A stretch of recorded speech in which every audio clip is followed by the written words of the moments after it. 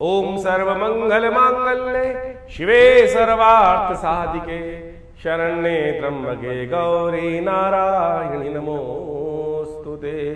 जेन बद्धो बलि राजा दानवेन्द्रो महाबला तेन त्वां प्रतिपद्नामि रक्षे माचल माचल।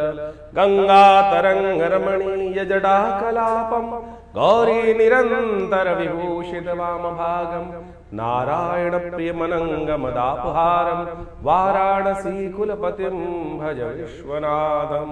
नमस्कार, स्वागत है आपका आचार्य वाणी में। मैं आचार्य डॉक्टर विक्रमादित्य आपके साथ हूँ। आज का विषय हमारा है कुंभ राशि वालों के लिए ग्रहों का योग। 9 तारीख के दिन यदि हम बात करें, शनिवार का अवसर है, पूर्णिमा तिथि है और इस दिन श्रावणी राखी का सुंदर पर्व है।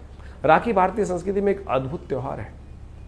ये केवल भाई बहन का आज जो संबंध जोड़ने का प्रयास के इस संबंध में हमको अच्छे समझना चाहिए कि राखी का योग है क्या। इस दिन बुध ग्रह भी उदय होने जा रहे हैं। बुध ग्रह उदय स्थिति में है और वो विशेष तौर पर कर्क राशि में उदय हो जाएंगे। अपना पूर्ण प्रभाव सूर्य के साथ चलते हुए बुध आदित्य योग बड़ा सुंदर आपकी राशि के दृष्टिकोण से भी देखा जाए तो अच्छा लाभ देने के योग बना रहा है। लेकिन ध्यान रखना, शारीरिक तौर पर थोड़े सा स्वास्थ्य के संबंध में इन दिनों ग्रह थोड़े हल्के चल रहे हैं, तो आपको बुद्ध का उपाय लगातार करना चाहिए। गौशाला में जाकर थोड़ा नमक इत्यादि का दान करना चाहिए। राखी का महत्व जो अद्भुत है उसको भी आप समझ लें। भारतीय संस्कृति में रक्षाबंधन का अद्भुत वर्णन शास्त्रों में बड़ा प्राचीन काल से मिलता है। आज कुछ भ्रांति संसार में उपस्थित कर दी जाती है।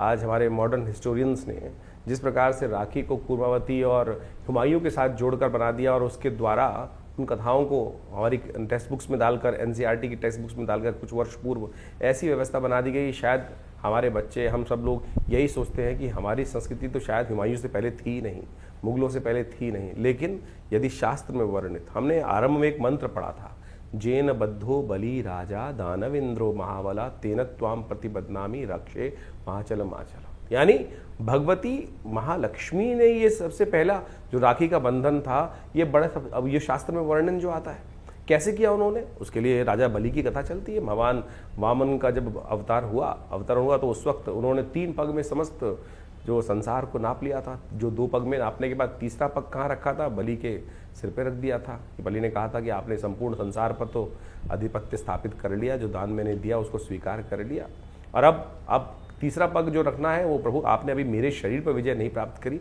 आप मेरे सिर पर अपना चरण रखें। तब तीसरा कदम उन्होंने वहाँ रखा। तब भगवान ने प्रसन्न होकर महाराज बलि को क्या किया, महाराज बलि को राजा जो राज्य दे दिया, पाताल लोक का राज्य। भगवान ने जिस प्रकार से उनको श्रद्धा के साथ संपूर्ण रूप से जो उन्होंने उनकी परीक्षा ली थी, ये सब परीक्षा ही कथाओं के माध्यम से समझें कि जिस प्रकार से भगवान ने महाराज बलि की परीक्षा ही ली ना और परीक्षा में उत्तीर्ण हुए, तो उनको परिश्रम, उस परीक्षा का जो उपहार मिलना था, उपहार क्या मिला, वरदान मिला। तो महाराज बलि ने भगवान से वरदान में मांगा कि भगवान, मैं आपने मुझे पाताल लोक दे दिया, लेकिन मेरी एक इच्छा है, आप भक्त पर कृपा करें कि आप जब भी मैं उठूं तो मेरे को सबसे पहले आपका ही दर्शन हो। कैसे होगा दर्शन, तो भगवान को द्वारपाल बना दिया गया। महाराज भगवान ने प्रसन्न, यानी भक्त पर भगवान इतने प्रसन्न हो जाते हैं कि जैसी मनोकामना सिद्धि की इच्छा रखता है भक्त, उसको पूर्ण करने के लिए भगवान वहां प्रेमवश क्या हुए, महाराज बलि के यहाँ पाताल लोक में द्वारपाल के रूप में प्रतिष्ठित हुए। और जैसे ही महाराज बलि उठते थे तो कहा जाता है कि सबसे पहले दर्शन श्रीहरि के उनको होते ही थे। ये श्रद्धा भाव विश्वास की कथा है। इसको समझने के लिए बहुत ज़्यादा भक्त बुद्धि ही चाहिए, तब जाके समझ में आएगा। कहा जाता है भगवती जो लक्ष्मी थी बड़ी दुखी हुई कि भगवान को वहाँ उन्होंने बांध के रख लिया, मोहवश अपने भक्त जाल में फंसा लिया। तो भगवती ने क्या किया, वहाँ जाकर महाराज बलि के समक्ष उपस्थित हुई और उनको इस श्रावणी कर्म करते हुए, इस जो सावन का महीने की पूर्णिमा के तिथि के दिन वहाँ जाकर उनको रक्षाबंधन बांधा। अब रक्षाबंधन बांधा जाता है तो बहन को कुछ ना कुछ देने की परंपरा है और वचन दिया जाता है। तब उन्हें कहा, जेन बद्धो बलि राजा दानवेन्द्रो महाबला। तो ये विशेष तौर पर रक्षा सूत्र भी है और साथ साथ बहन के साथ भाई का प्रेम भी है। तो महाराज बलि ने जिस प्रकार से बहन को कुछ देने को मांगा, तो भगवती महालक्ष्मी ने क्या मांगा कि अब मेरे पति को छोड़े यहाँ से आप। तो वहाँ से भगवान पुनः वापस भगवती लेके चली गई। तो यानी ये परंपरा, ये कथा का माध्यम हम आपको समझाने का प्रयास कर रहे हैं, तो इस भ्रांति को हटाएं। शास्त्र बड़े ही वृहद वर्णित हैं, इन सब चीज़ों अनादिकाल से परंपरा रही है, लेकिन हमारी संस्कृति को जिस प्रकार से तोड़ने का कार्य किया वो बहुत गलत लोगों ने, और हम उसको समझ में नहीं पाते हैं। पौराणिक काल से इन कथाओं के माध्यम से हमको समझ में आता है। इसके अलावा और समझें, ये केवल भाई बहन का बंधन नहीं है। बहुत सारे लोग तो केवल भाई बहन को जिस प्रकार से कह देते हैं, नहीं, ये विजय का संकल्प है, ये संकल्प बुद्धि का चमत्कार है कि हम संकल्पबद्ध होकर, इंद्राणी ने इंद्र को भी रक्षा सूत्र बांधा था। जेन बद्धो बलिराज दान इंद्र महावत्यनो, जो इंद्र ने विशेष तौर पर, इंद्र जब युद्ध में लगातार हार रहे थे तो इंद्राणी ने संकल्प कर कर, यज्ञ कर कर एक रक्षा सूत्र इंद्र के हाथ में बांधा कि ये मेरा संकल्प है, ये मेरी सतीत्व का संकल्प है कि इसको बांध के जाओ, इस रक्षा सूत्र को। ये राखी जो है वो रक्षा सूत्र है। ये ब्राह्मण अपने शिष्यों को बांधते हैं, गुरु अपने शिष्यों को बांधते हैं। तो इसके द्वारा जो आप पूजा कर्म इत्यादि करते हैं, तो उसमें सबसे पहले कर्म के आरंभ करने से पहले वो हाथ में जो रक्षा सूत्र बांधा जाता है, वही तो वास्तविक तौर पर राखी है। आज हमको इन शास्त्रों को समझना चाहिए, और ये चमत्कारी काम करता है। ये आपका संकल्प है, इसको मंत्र से सिद्ध कर कर ही धारण करने का प्रयास करना चाहिए। तो हम आपको इन सब सिद्धांतों को समझाने का प्रयास कर रहे हैं, तो आप इस पे विश्वास जगाएं। ये केवल परंपरा नहीं है, बहुत सारे लोग परंपरा के अनुसार, इस बार तो बड़ा सुंदर योग ऐसा बन रहा है कि भद्राव है ही नहीं पृथ्वी पर, तो आप आनंद भाव से किसी वक्त भी इन समस्त कर्मों को करने का सुंदर योग बना सकते हैं। भगवान का सुंदर स्तवन करें, और उसके बाद भाई और बहन के सब संबंध, जो परिवार के संबंध है, उनको बहुत आनंद के साथ समझाते हुए इस कर्म को करें। कल्याण के सुंदर योग बन सकते हैं। कुंभ राशियों वालों के लिए गोचर के अनुसार से इस वक्त जो राखी जब पड़ रही है, तो उस समय कुछ खास बातें ध्यान रखने की हैं। देखिए, आपके लिए बहुत सारे राखी का त्यौहार अपने आप में ऐसा होता है कि बहुत सारी चीज़ों को लेकर आता है। रंग, रक्षाबंधन के साथ साथ कपड़े, वस्त्र इत्यादि, मिठाई इत्यादि, गिफ्ट इत्यादि, बहुत कुछ महत्व संबंध रखता है। किस मुहूर्त में, तो मुहूर्त में तो चिंता करने की जरूरत है नहीं, क्योंकि इस बार भद्रा है नहीं, तो जब भी आप उसका उपयोग करें तो बहुत अच्छा रहेगा। प्रातःकाल का समय सबसे श्रेष्ठ माना जाता है, 12 बजे से पहले पहले का जो समय है सबसे श्रेष्ठ है। उसका उपयोग करते हुए आप इस राखी त्यौहार को मनाने का प्रयास करें, वो बढ़िया रहेगा। लेकिन इसके साथ साथ आपकी राशि में इस वक्त किस्मत जगाने के लिए बृहस्पति पूरी तरह से सपोर्ट कर रहे हैं। तो पीले रंग का उपयोग करते हुए, हल्दी का उपयोग करते हुए, हल्दी का टीका करते हुए, और साथ में अक्षत का उपयोग करते हुए, और भगवान का सुंदर स्तवन करते हुए, भगवान विष्णु का सुंदर स्तवन करते हुए, ओम नमो नारायणाय इस मंत्र का जप करते हुए यदि आप इस राखी के त्यौहार को मनाएं, और साथ साथ ज्ञान से संबंधित चीज़ें यदि गिफ्ट में भी दी जाएं, पीले रंग से संबंधित चीज़ें गिफ्ट में दी जाएं, बृहस्पति से संबंधित चीज़ें बहन को या जिसको भी आप गिफ्ट देना चाह रहे हैं उनको दी जाएं, तो ये बहुत अच्छा आपके लिए राखी का योग बना सकते हैं किस्मत को जगाने। क्योंकि बृहस्पति आपकी राशि के दृष्टिकोण से देखें तो इस वक्त भाग्य से सपोर्ट भी करते दिखाई दे रहे हैं, आपके व्यक्तित्व को भी निखार करते दिखाई दे रहे हैं। वहीं शनि किस्मत को थोड़ा कष्ट देते दिखाई दे रहे हैं। तो ऐसे में ये शनि जो आपकी राशि में आमतौर पर नीले रंग से लोग जोड़ देते हैं, लेकिन हमने ग्रहों के गोचर के अनुसार से आपको समझाने का प्रयास किया है।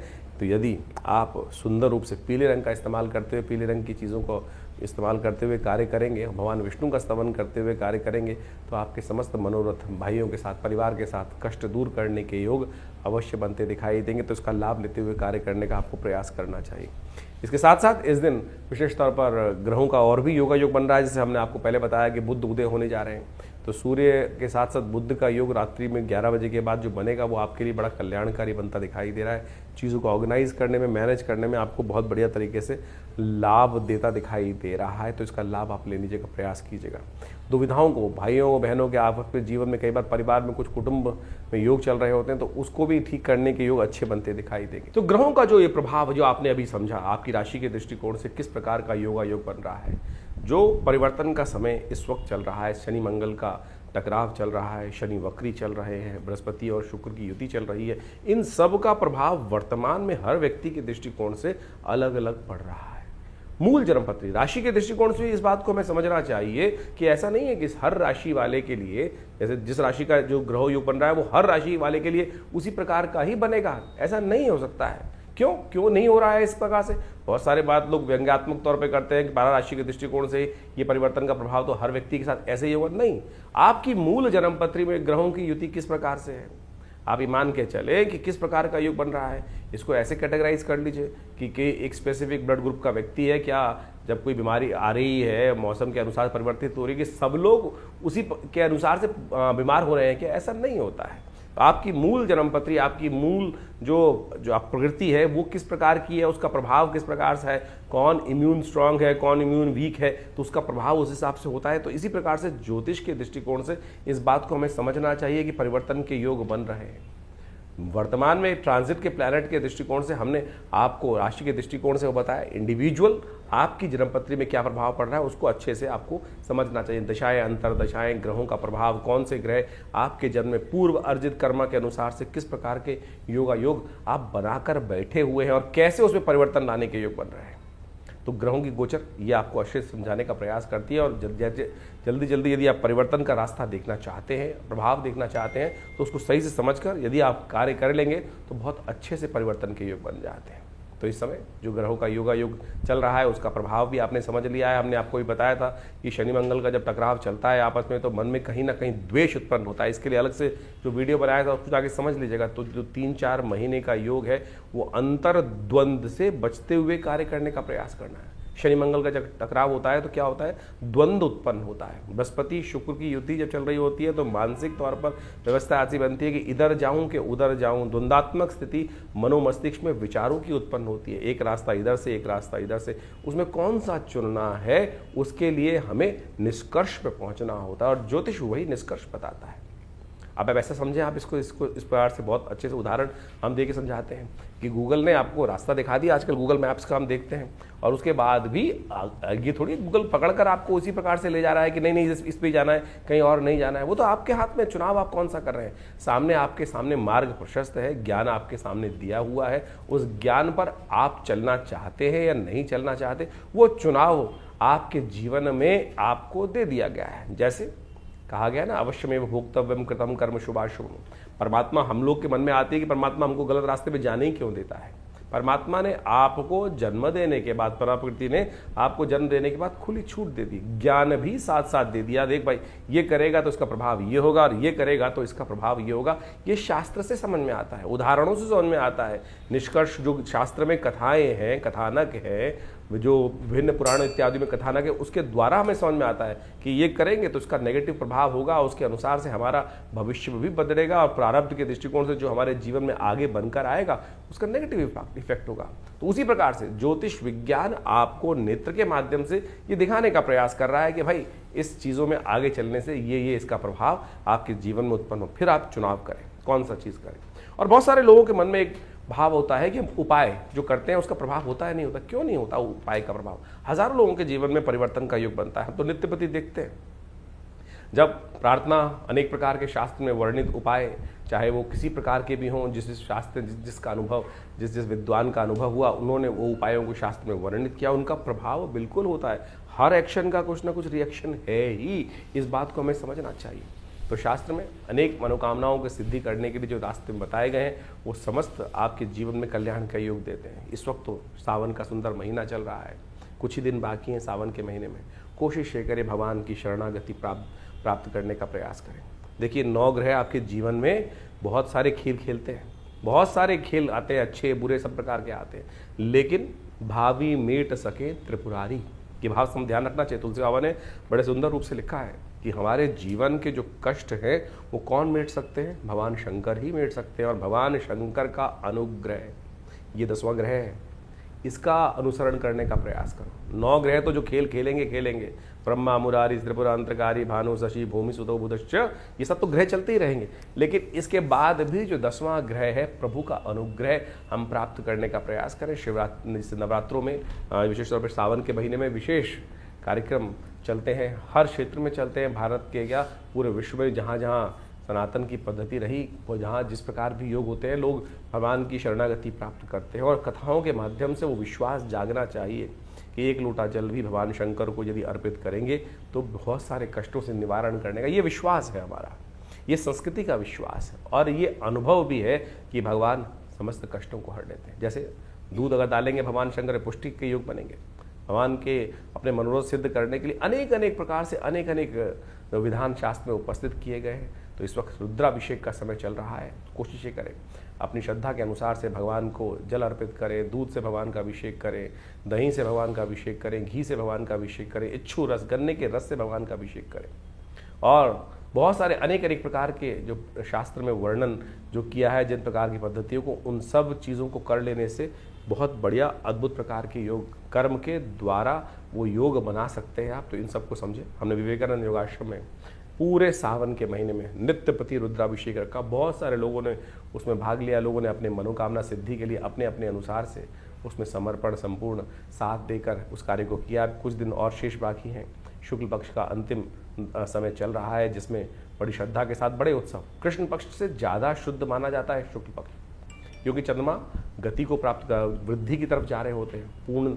जो पूर्णिमा के दिन सुंदर योग बनता है, श्रावणी कर्म उपाकर्म, उसी दिन तो अमरनाथ में जल चढ़ता है। तो कोशिश ये करें श्रद्धा के साथ भगवान के इस सुंदर मास में संपूर्ण रूप से भगवान के प्रति समर्पण करने के लिए आप विवेकानंद योगाश्रम में आ सकते हैं। जो 2 सोमवारों का सुंदर योग रहेगा, तीसरा चौथा सोमवार, जो चौथा सोमवार का योग बन रहा है, उसमें अवश्य भगवान के श्री चरणों में उपस्थित होकर आश्रम में जो प्रतिष्ठित बड़े विशाल भगवान शंकर के श्री विग्रह, फेसबुक पर जाकर आप हमारे उस कार्यक्रम को डेली लाइव भी देख सकते हैं। जो हमारा फेसबुक है आचार्य वाणी आचार्य विक्रमादित्य, उसमें हम लाइव डेली उस पूजा को दिखाते हैं, कराते हैं। आप सब भी उस दिव्य रुद्राभिषेक कर्म में सम्मिलित हो। भगवान का सुंदर रुद्राष्टाध्यायी के द्वारा जो स्तवन चलता है और उनका पाठ चलता है, उनका जलात्मक दुग्धात्मक अनेक अनेक प्रकार से औषधियों से जो अभिषेक चलता है, उसमें सम्मिलित होकर भगवान के प्रति अपनी श्रद्धा के समन को अर्पित करें। और रविवार वाले कार्यक्रम में तो आप सब सदा आमंत्रित ही रहते हैं, उसमें आप आएँ। दिल्ली में ये विवेकानंद योगाश्रम जमनाबाद लक्ष्मी नगर क्षेत्र में स्थित है और पूरा एड्रेस हमारे फ़ोन नंबर से संपर्क साध सकते हैं। हमारी जो वेबसाइट है आचार्यविक्रमादित्य.com, उस पर भी जाकर संपूर्ण जानकारी लेने का योग बना सकते हैं। धन्यवाद, नमस्कार।